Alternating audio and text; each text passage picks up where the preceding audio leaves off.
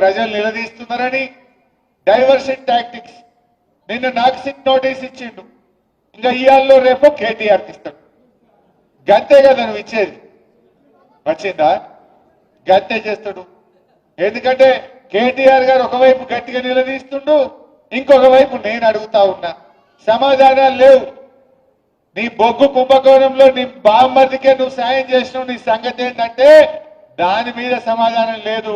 SIT నోటీసులు పంపుతుండే ఇక ప్రేమలేఖలు. భయపడతాం అనుకుంటున్నావా?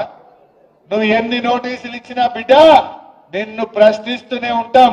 మహాలక్ష్మి ఇచ్చేదాకా అడుగుతాం, రైతు రుణమాఫీ అడిగేదాకా అడుగుతాం, నువ్వు అవ్వాతాతలకు 4,000 ఇచ్చేదాకా అడుగుతాం, నువ్వు తులం బంగారం ఇచ్చేదాకా అడుగుతూనే ఉంటాం.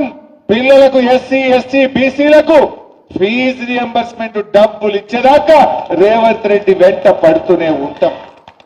నువ్వు ఎన్ని నోటీసులు ఇచ్చినా, నువ్వు ఎన్ని అటెన్షన్ డైవర్షన్లు చేసినా నీ వెంటనే పడతాం. ఏందన్నట్టు మనం మున్సిపల్ ఎన్నికల్లో పనిచేసుకోవద్దు, ఇక ఈ సిట్ నోటీసులు ఇచ్చి దాని చుట్టే తిరగాలి. నీ బామ్మర్ది బొగ్గు కుంభకోణం బయటకు రావద్దు, ఈ సిట్ నోటీసుల మీద డైవర్షన్ పాలిటిక్స్ చేయాలి. నడవ ఈ డ్రామాలు. జనంకి అన్ని అర్థమైపోయినాయి. నువ్వు ప్రజల్ని మోసం చేసినావు,